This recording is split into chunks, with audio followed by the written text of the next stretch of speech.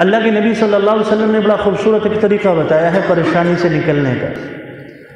مسئلہ یہی ہے کہ ہم پریشانیوں اور غم، مصیبتوں، ضرورتوں میں بجائے اللہ کے بندوں کی طرف ہم متوجہ ہو جاتے ہیں، اور جب ہمیں بندوں سے مایوسی ہوتی ہے تب ہم اپنے سر کو اللہ کے سامنے جا کر جھکاتے ہیں۔ ترتیب کے خلاف ہے۔ جس اللہ نے ان بندوں کے دلوں کو اپنے قبضے قدرت میں رکھا ہے، ہم اس کے سامنے پہلے کیوں نہیں سر جھکاتے؟ تو حضرت عبداللہ بن اوفا ایک صحابی ہیں، فقیہ ہیں، محدث ہیں، اللہ کے نبی صلی اللہ علیہ وسلم کی ایک روایت نقل کرتے ہیں کہ اللہ کے نبی نے فرمایا کہ تمہیں جب کبھی اللہ سے کسی چیز کی ضرورت ہو، یا کبھی تمہیں کسی بندے کی دنیا کے اندر مدد کی یا حاجت کی ضرورت پڑ جائے، تو تم ایک کام کرو۔ وہ کام یہ ہے کہ تم سب سے پہلے طہارت حاصل کر کے وضو کرو، اور وضو بھی اچھے طریقے سے وضو کرو۔ وضو کرنے کے بعد تم 2 رکعت نماز اللہ کے سامنے ادا کرو۔ یہ حدیث کا مضمون بیان کر رہا ہوں، ترمذی، ابو داؤد، ان حدیث کی 2 کتابوں کے اندر اس حدیث کو محدثین نے نقل کیا ہے۔ اللہ کے نبی کا یہ فرمان ہے کہ تم 2 رکعت نفل اللہ کے سامنے آ کر ادا کرو، اس کے بعد تم اللہ کی تعریف کرو، اس کے بعد اللہ کے نبی صلی اللہ علیہ وسلم پر درود بھیجو، پھر اللہ سے مانگو، اللہ تمہاری اس مراد کو پورا کریں گے، اس پریشانی کو دور کریں گے، اس غم کو دور کر دیں گے۔ بتائیے یہ نسخہ ہم میں سے کتنے لوگ ہیں جو اس پہ عمل کرتے ہیں؟ یہ ہے پریشانی کو فیس کرنے کا طریقہ، اس سے مقابلے کا طریقہ یہ ہے۔ غم، پریشانی جس راستے سے آئے ہیں ہم تو اس راستے پہ جائیں نا، وہاں اس دروازے پہ جا کے دستک دیں کہ اللہ غم بھی تیری طرف سے، خوشیاں بھی تیری طرف سے، یہ مصیبت بھی تیری طرف سے، یہ پریشانی بھی تیری طرف سے، یہ تنگدستی بھی تیری طرف سے ہے۔ اے اللہ ہم تیرے ہی در پہ جا کے تیرے در پہ دستک دے کے تجھ سے ہی مانگتے ہیں، ہمارے اس غم، اس پریشانی کو دور فرما لے۔ صحابہ کرام کا جو ایمان اور یقین تھا وہ بڑا مضبوط تھا۔ ایک مسلمان کا ایمان اور ایک کافر کے ایمان، ایک کافر کے یقین اور ایک مسلمان کے یقین میں بڑا فرق ہے۔ مسلمان کا یقین اللہ کی ذات پہ ہوتا ہے، سبب پہ نہیں ہوتا، اور کافر کا جو یقین ہوتا ہے وہ سارے کا سارا اسباب پہ ہوتا ہے۔ آپ ڈاکٹر کے پاس دوائی لینے کے لیے جاتے ہیں تو ایک مسلمان کو یہ پتہ ہے کہ اس ڈاکٹر کی دوائی ایک سبب ہے، اس میں شفا اللہ نے رکھی ہے، لیکن ایک کافر وہ اس دوا کے اندر ہی ساری کی ساری شفا سمجھتا ہے، اسے مسبب الاسباب کی طرف اس کی نظر نہیں ہوتی۔ ایک زمانہ تھا کہ ڈاکٹرز حضرات بھی جب کبھی کوئی نسخہ لکھ کر مریض کو دیتے تھے تو اوپر لکھتے تھے ہوا شافی، کہ میں تو نسخہ لکھ رہا ہوں، اصل شفا دینے والا اللہ ہے۔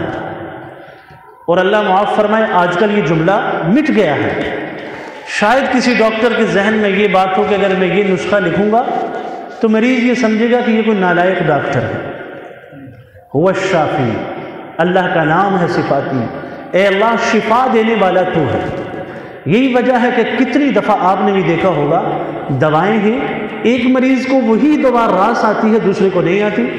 اللہ نے اس کے حق میں اس دوا کے اندر شفا کو رکھا ہے اور اس کے حق میں اس دوا میں شفا کو نہیں رکھا۔ تو انسان، ایک مسلمان جب اسباب کی طرف جاتا ہے، سبب کی طرف جاتا ہے، تو اس کا اصل ایمان اور ایقان اللہ کی ذات عالی پر ہونا چاہیے، اس سبب پر نہیں ہونا چاہیے۔ جبکہ کافر کا یقین اس سبب پہ ہوتا ہے، وہ اسی کو جو ہے سب سے، یعنی کہ ساری کی ساری طاقت اس سبب کے اندر سمجھتا ہے۔ حضرت خالد بن ولید رضی اللہ تعالی عنہ نے شام کے اندر ایک قلعے کا محاصرہ کیا، سیف اللہ ان کا لقب تھا، میدان جہاد کے شاہ سوار تھے۔ اللہ کے نبی نے سیف اللہ کا لقب اس لیے دیا کہ تلواریں ان کے ہاتھ سے ٹوٹی ہیں میدان جہاد میں، زخم، جسم پر زخموں کے سینکڑوں نشانات ہیں۔ ایک زبردست قسم کے مجاہد فی سبیل اللہ تھے۔ اللہ کے نبی کے صحابہ میں بھی ایک بڑا عظیم الشان مرتبہ رکھتے تھے۔ شام کے قلعے کا محاصرہ کیا اور کافی دن اس محاصرے میں گزر گئے، تو شام کے ان لوگوں نے، ان مشرکین نے، ان کافروں نے جب دیکھا کہ یہ محاصرہ ٹوٹ نہیں رہا، تو انہوں نے اپنا ایک سردار بھیجا کہ مذاکرات کرو جا کر مسلمانوں سے۔ تو حضرت خالد بن ولید رضی اللہ تعالی عنہ کے سامنے ان کا وہ سردار، وہ آدمی آ رہا ہے مذاکرات کے لیے، اور اس کے ہاتھ میں ایک زہر کی شیشی ہے۔ علامہ ابن حجر نے الاصابہ، جہاں صحابہ کے واقعات لکھے ہیں، اس کتاب کے اندر اس واقعے کو نقل کیا۔ علامہ طبری نے تاریخ طبری کے اندر نقل کیا، یہ کوئی ویسی روایت نہیں، ایک مستند واقعہ ہے کہ زہر کی شیشی اس کے ہاتھ میں ہے۔ حضرت خالد بن ولید رضی اللہ تعالی عنہ کے سامنے آیا اور اس نے آ کر کہا کہ میں اپنی قوم کی طرف سے آیا ہوں، یہ زہر کی شیشی اس لیے لایا ہوں کہ اگر مذاکرات کامیاب تو بڑی اچھی بات ہے، اگر ناکام ہو گئے تو یہ زہر پی لوں گا، ناکامی کی حالت میں اپنی قوم کے پاس واپس نہیں جا سکتا۔ حضرت خالد بن ولید رضی اللہ تعالی عنہ نے اس سے فرمایا کہ بتاؤ کہ یہ زہر کی شیشی تمہیں موت دے دے گی؟ اس نے کہا اطباء کہتے ہیں کہ اس کے اندر اتنا شدید زہر ہے کہ جس نے اس زہر کا ایک قطرہ بھی اپنی زبان پر ڈالا ہے وہ یہ نہیں بتا سکا کہ اس کا ذائقہ کیسا ہے، اس لیے کہ فوراً موت آ جاتی ہے۔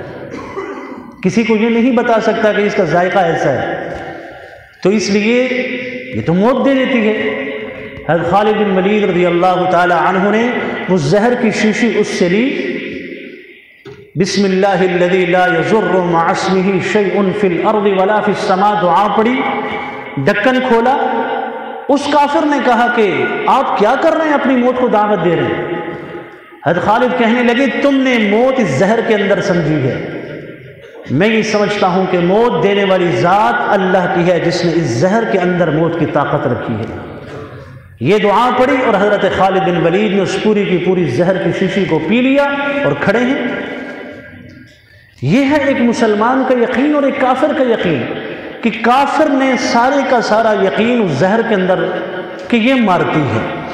حضرت خالد بن ولید تربیت یافتہ تھے، اللہ کے نبی صلی اللہ علیہ وسلم کی مجلس اور آپ کی صحبت یافتہ، ایمان و یقین کے اس معیار پہ اللہ کے نبی نے اپنے صحابہ کو جا کر چھوڑا تھا کہ دنیا پھر صحابہ کے پیچھے آتی تھی، صحابہ دنیا کے پیچھے نہیں بھاگتے تھے۔ چنانچہ حضرت خالد بن ولید رضی اللہ تعالی عنہ نے اس کے سامنے زہر کی اس شیشی کو پی کر یہ بتلا دیا، اسباب کے اندر طاقت نہیں ہوتی، طاقت اللہ کے پاس ہے۔ اگر یہ سبب میں طاقت ہوتی، چھری حضرت اسماعیل کے گلے کو کاٹ دیتی، آگ حضرت ابراہیم کو جلا کر خاکستر کر دیتی، لیکن اللہ نے ان سے ان طاقتوں کو چھین لیا۔ جب چاہوں تو اسے مؤثر بنا دوں یہ جلائے، جب چاہوں تو اسے راحت والی بنا دوں کہ نہ جلائے اور نہ ہی ٹھنڈا کرے بلکہ پرسکون۔ اس آگ کے ان دہکتے شعلوں سے حضرت ابراہیم پرسکون باہر آ گئے۔ ہمارے یقین کی کمزوری ہے۔ اللہ کے نبی جب بھی کوئی سبب تدبیر اختیار کرتے، یہ نہیں کہ تدبیر اور اسباب ہم اختیار نہیں کرتے، دنیا کو اللہ نے دار الاسباب بنایا ہے، سبب اختیار کر سکتے ہیں، لیکن اس سبب میں ہماری نظر اللہ کو ہے، اور اللہ کے نبی نے اس کا طریقہ بتلایا کہ خود پیغمبر مصطفیٰ جب تدبیر کرتے تھے، کوئی سبب اختیار کرتے تھے، تو آقا علیہ الصلوۃ والسلام فرماتے تھے اللہم ھذا الجہد وعلیک التکلان، اے اللہ میری طرف سے یہ کوشش ہے، یہ ایک سبب ہے، میں اپنے دائرہ کار اور اس اپنے ڈومین کے اندر رہ کر میں اسی کو اختیار کر سکتا ہوں، وعلیک التکلان، توکل، اعتماد، یقین یہ تیرے اوپر ہے، اس پر نہیں ہے۔ صحابی رسول آئے اللہ کے نبی صلی اللہ علیہ وسلم کے پاس آ کر کہنے لگے یا رسول اللہ، آپ کی تعلیمات یہ ہیں کہ اللہ کی ذات عالی پر یقین ہونا چاہیے، توکل ہونا چاہیے، اسباب کی طرف نہیں ہونا چاہیے، بتلائیے کہ اگر میں اپنی اونٹنی جنگل میں لے کے جا رہا ہوں، نماز کا وقت ہو جاتا ہے، میں نے نماز پڑھنی ہے، تو کیا میں اپنی اس اونٹنی کو باندھ دوں یا کھلا چھوڑ دوں؟ یقین کا تقاضا تو یہ کھلا چھوڑ دو، اور اگر نظر سبب کی طرف جائے تو یہ ہے کہ اس کو باندھ دیا جائے۔ اللہ کے نبی نے فرمایا اعمل، کہ اس کی جو پنڈلی ہے اس کو باندھ دو، اور وتوکل علی اللہ، اور اللہ کی ذات پر جو ہے وہ توکل کرو۔ تعلیم ارشاد فرما دی کہ اگر سبب کو اختیار کرتے بھی ہو تب بھی تمہاری نظر اللہ کے اوپر مسبب الاسباب پہ ہونی چاہیے، سبب پہ نہیں ہونی چاہیے۔ ہمارے غم، ہماری پریشانیوں، ہمارے تمام تر مسائل کی بنیاد یہ ہے کہ ہم نے ان مسائل اور ان اسباب کے اندر ہی سب کچھ رکھ لیا، اللہ کی ذات عالی کی طرف سے ہماری توجہ ہی ہٹ گئی۔ تو اللہ کے نبی نے کیا فرمایا؟ 2 رکعت نفل پڑھو، اس مالک کے سامنے سجدہ ریز ہو جاؤ جس مالک نے تمہارے لیے خوشیوں کو بھی بنایا، غموں کو بھی بنایا۔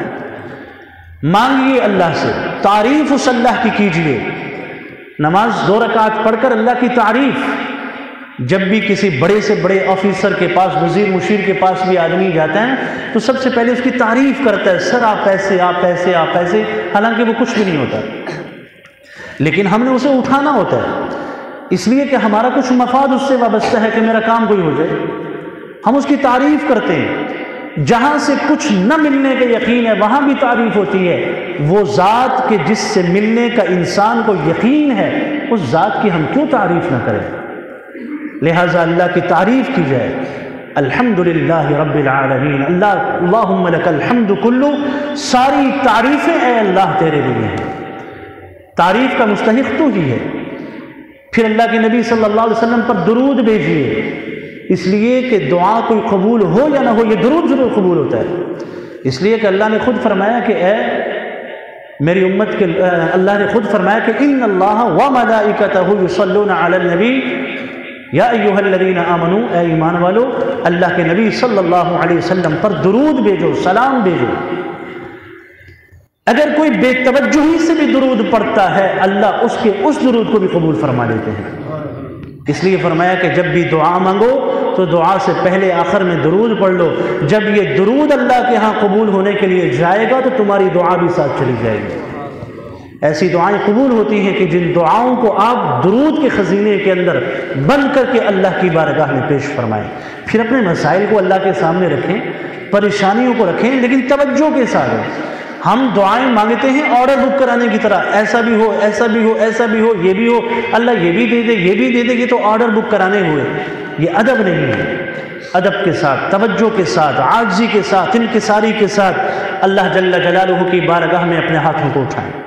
ایک صحابی تھے حضرت عوف بن مالک اشجعی، اللہ کے نبی صلی اللہ علیہ وسلم کے پاس آئے، کہا یا رسول اللہ میرا بیٹا مشرکین کی قید میں ہے، میرے پاس کچھ بھی نہیں، پیٹ خالی، فاقہ کشی، تنگ دستی والی زندگی ہے، کس کے پاس آ رہا ہے؟ سرکار دو جہاں صلی اللہ علیہ وسلم کے پاس۔ یہ امید تھی انہیں کہ شاید اللہ کے نبی سے کچھ مل جائے اور اپنے گھر کے فاقے کو دور کر سکوں۔ اللہ کے نبی نے فرمایا کہ اے میرے صحابی، آل محمد کے پاس تو ایک سیر جو یعنی غلے کے علاوہ کچھ بھی نہیں ہے، ہمارے گھر کے اندر تو اتنا صحیح ہے۔ البتہ تمہیں ایک وظیفہ بتاتا ہوں۔ 3 باتیں اللہ کے نبی نے ارشاد فرمائی۔ پہلی بات یہ ارشاد فرمائی اتق اللہ، اللہ سے ڈرو۔ دوسری بات یہ ارشاد فرمائی صبر کرنا۔ تیسری بات یہ ارشاد فرمائی کہ لا حول ولا قوت الا باللہ، کثرت سے اس کو پڑھتے رہو۔ یہ ایک ایسا وظیفہ ہے کہ اللہ کے عرش کے نیچے خزانے ہیں، ان خزانوں میں سے یہ ایک خزینہ اور ایک خزانہ ہے جو اللہ نے مجھے عطا فرمایا، میں تجھے دے رہا ہوں کہ تو لا حول ولا قوت الا باللہ کثرت سے پڑھا کر۔ وہ صحابی کہتے ہیں میں وہاں سے اٹھا، مجلس سے آیا اپنے گھر میں نے یہ عمل شروع کر دیا۔ اگلے دن دیکھا کہ میرا بیٹا گھر کے دروازے پر دستک ہوئی، دروازہ کھولا تو بیٹا اور اس کے پیچھے 100 اونٹ بھی تھے۔ لا حول ولا قوت الا باللہ۔ اہل علم کہتے ہیں 7 مرتبہ صبح پڑھ لو، 7 مرتبہ شام کو، یہ کثرت سے پڑھو۔ اور ایک اور وظیفہ حسبی اللہ لا الہ الا ہو علیہ توکلت وہو رب العرش العظیم، 7 مرتبہ صبح، 7 مرتبہ شام، اللہ تمام پریشانیوں کو دور فرما دیں گے۔ اس طرف تو ہمارا ذہن ہی نہیں ہے، ہم تو اس طرف جاتے ہی نہیں ہیں کہ جس در پہ جا کے ہمیں اللہ جل جلالہ کے سامنے، جس در پہ جا کے ہمیں مانگنا اور اپنے مسائل کا حل کرنا ہے، ہم ان مسائل کی طرف جو ہے وہ بالکل نہیں جاتے۔ اس لیے ہمیں یہ اللہ کی طرف سے آنے والی پریشانی کو بھی نعمت سمجھیں، یہ غم بھی نعمت ہے۔ بزرگ تھے نا، انہیں کسی نے کہا، بیمار تھے، بڑے بیمار، بھئی طبیعت کیسی ہے؟ کہنے لگی ٹھیک ہوں الحمدللہ، سر میں درد ہے لیکن آنکھیں ٹھیک ہیں، پاؤں ٹھیک ہیں، ہاتھ ٹھیک ہیں۔ کیا مطلب؟ جب کسی ایک پریشانی میں ہو تو خوشحالی کی باقی جو حالات ہیں انہیں یاد کر لیا کرو، نعمت کی باقی حالات کو انسان یاد کر لے۔ اگر اللہ نے اس پریشانی میں مجھے ڈالا ہے تو یہ راحت بھی تو اللہ نے دی ہے نا، یہ راحت بھی تو اللہ نے مجھے دی ہے۔ اس لیے میرے دوستو ہمیں یہ چیز سمجھنے کی ضرورت ہے، ہم ہر پریشانی ہر مصیبت میں اللہ کی طرف متوجہ ہوں۔ پیغمبر مصطفیٰ نے یہ طریقہ بتلایا کہ میری امت کے لوگوں، اگر تمہیں کوئی پریشانی غم ہو اللہ کے سامنے سجدہ ریز ہو جاؤ، اس کی تعریف، پیغمبر مصطفیٰ پر درود، اپنے مسائل کو اللہ کے سامنے رکھو، اللہ کے دل، اللہ کے قبضہ قدرت کے اندر سارے کے سارے انسانیت کے دل ہیں، وہ جدھر چاہے انسان کے دلوں کو جو ہے وہ پھیر دے۔ اس بات کا اہتمام کیا جائے۔ ایک ساتھی تھے، انہوں نے پوچھا کہ قرض کے حوالے سے آپ جمعے کے خطبے میں جو ہے بتا دیں، تو اس حوالے سے یہ بات ذہن میں رکھی جائے کہ قرض دینا یہ بھی ایک اجر اور صدقے اور ثواب کا کام ہے ضرورت مند کو۔ اور اگر کوئی آدمی اس نیت سے قرض لیتا ہے نا کہ میں واپس نہیں کرتا، حدیث میں کہا گیا یہ چور ہے، اس نے گویا دوسرے کے مال کو چوری کیا ہے۔ اگر کوئی ضرورت مند قرض مانگے، قرض دینا چاہیے، لیکن قرض کو وقت پہ ادا بھی کرنا چاہیے۔ اگر جان بوجھ کر کوئی آدمی باوجود حیثیت ہونے کے قرض کو ادا نہیں کرتا، حدیث میں ایسے آدمی کو ظالم کہا گیا ہے۔ مطل الغنی ظلم، کہ جو ٹال مٹول کرتا ہے باوجود کچھ ہونے کے، تو یہ کیا ہے؟ ظلم ہے۔ قرض ایک حق ہے۔ اللہ کے نبی صلی اللہ علیہ وسلم جب کبھی جنازہ آتا تھا تو رسالت میں آپ صلی اللہ علیہ وسلم پوچھتے تھے کہ بھائی اس کے اوپر کوئی قرض تو نہیں ہے؟ جی نہیں ہے، تو آپ صلی اللہ علیہ وسلم آگے بڑھ کر اس کا جنازہ جو ہے وہ پڑھاتے تھے۔ لیکن اس میں اس بات کی بھی رعایت رکھنی چاہیے، اگر کوئی آدمی ضرورت مند ہے اور آپ سمجھتے ہیں کہ اس کے حالات ایسے نہیں ہیں، اسے موقع اور اسے وقت بھی دینا چاہیے۔ جتنا وقت مہلت آپ اسے دے رہے ہیں وہ وقت آپ کا صدقے میں لکھا جاتا ہے، اس لیے اس بات کا جو ہے وہ خیال رکھا جائے۔ اور ایک ساتھی ہیں، انہوں نے رشوت کے حوالے سے پوچھا، بھائی رشوت کے بارے میں اللہ کے نبی صلی اللہ علیہ وسلم کی حدیث ہے، الراشی والمرتشی کلاہما فی النار، رشوت لینے والا، رشوت دینے والا، یہ دونوں دوزخ میں جاتے ہیں۔ اس لیے یہ مال حرام ہے، ان چیزوں سے بچنا چاہیے۔ اللہ عمل کی توفیق عطا فرمائے۔